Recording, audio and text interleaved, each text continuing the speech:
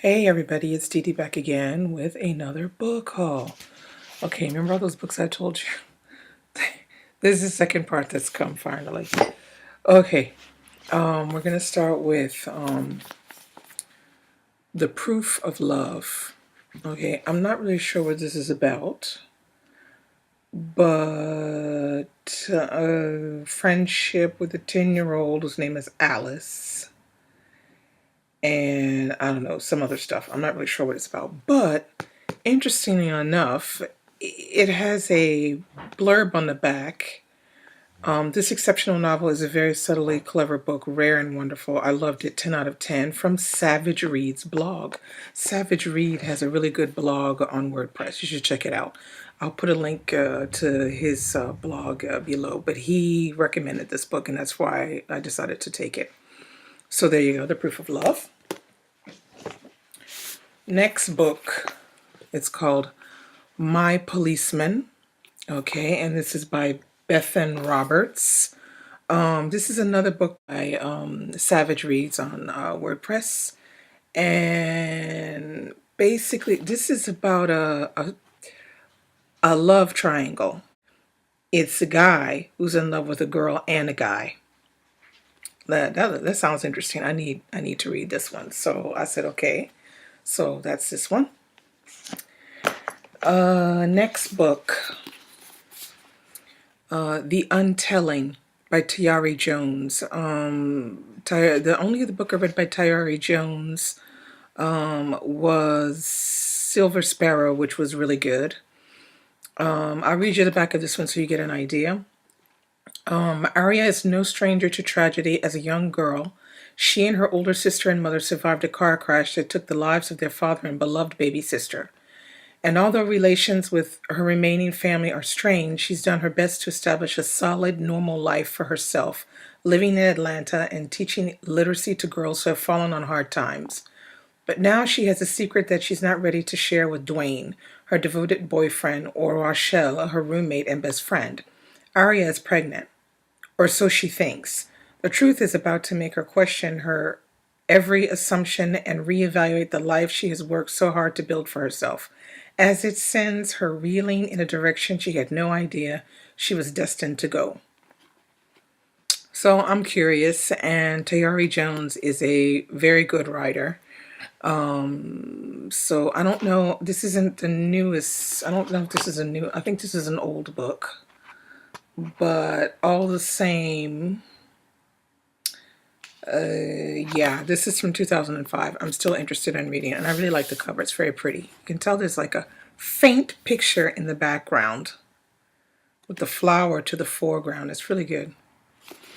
Okay, so next book I got was Black Girl in Paris by Shay Youngblood. Okay, the first time I heard about actually this author, Shay Youngblood, was from reading Black Girl Lost in the Books blog on WordPress, and she talked about this book, and she got a little interview with Shay Youngblood on there, and this book was a book that she was recommending, which is Black Girl in Paris. And actually somebody on here recommended it to me. I can't remember who it was exactly. I'm gonna have to go back and look. But so I was curious and I ordered this one. And it's a little intriguing because it says, like James Baldwin, Langston Hughes, and Josephine Baker, Eden leaves the American South nurturing a dream of finding artistic emancipation in the city of light. Once in Paris, she experiments freely, inhabiting different incarnations, artist, model, poet's helper, au pair, teacher, thief, lover, to keep body and soul together, to discover her sexual self, and to give life to her dreams of becoming a writer. A captivating novel of artistic discovery, Black Girl in Paris wends its way around the mythology of Paris as a legendary hothouse for African-American artists. So yeah, why not? That sounds pretty powerful and exciting. It's not very long. Okay, so you can see there it's not very long. Yeah.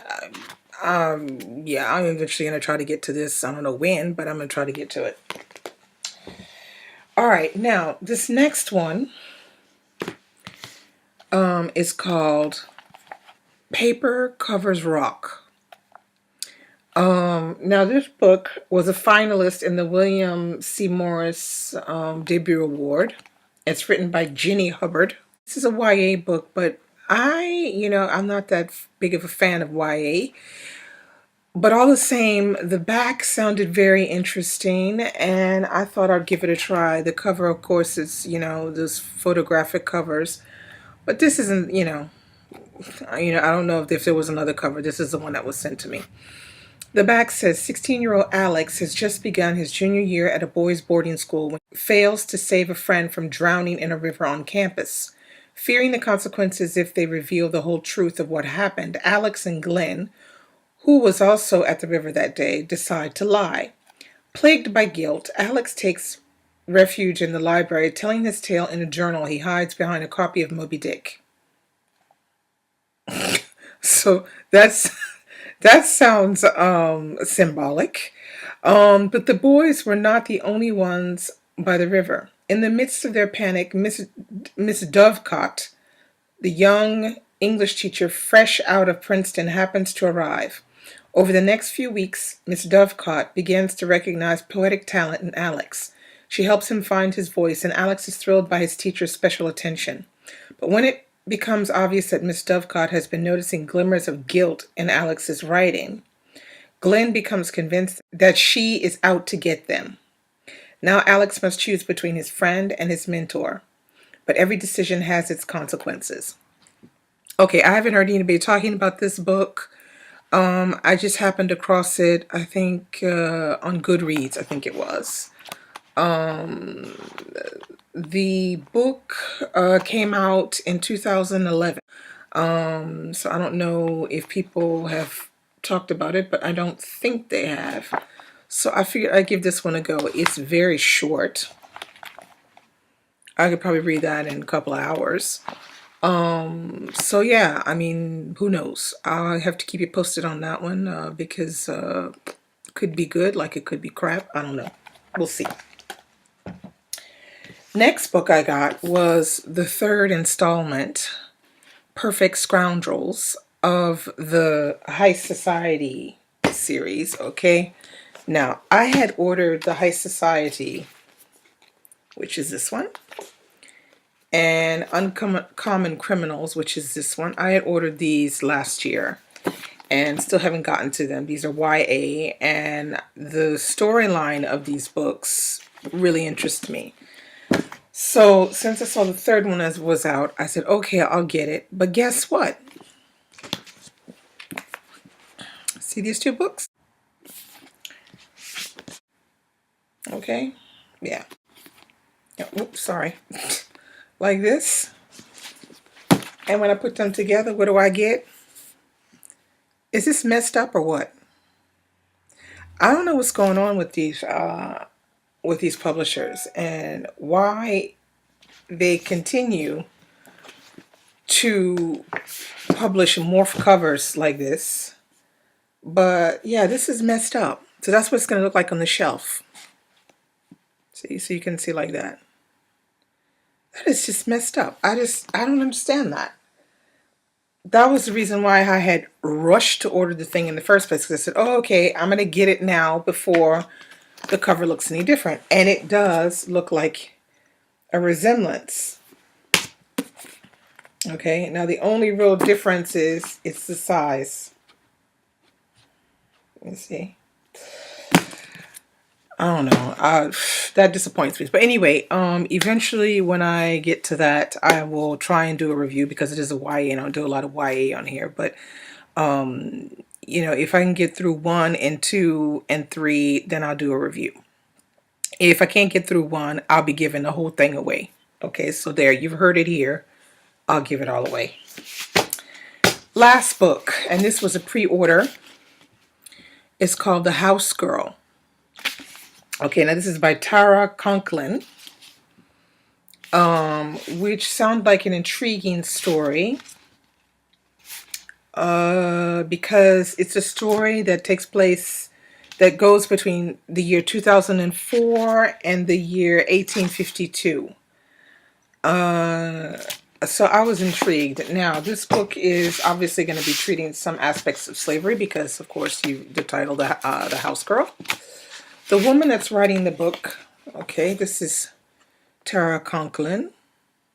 I don't know her, never heard of her before. But apparently she has a BA in history from Yale.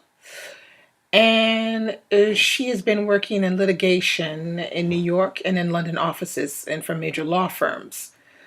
So, yeah, I'm intrigued. The story sounds really good. And if I read you the beginning, 2004, Lena Sparrow is an ambitious young lawyer working on a historic class action lawsuit seeking reparation for the descendants of American slaves.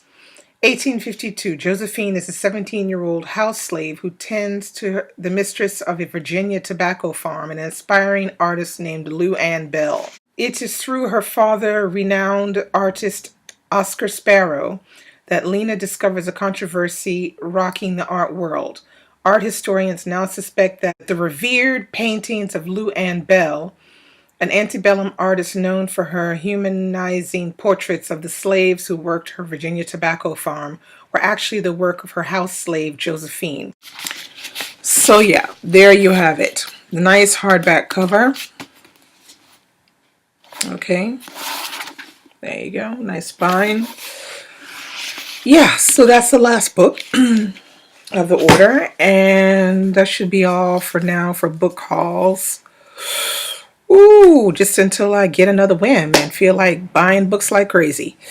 So yeah, so that's about it. Comment below if there's anything in particular that you're really interested in.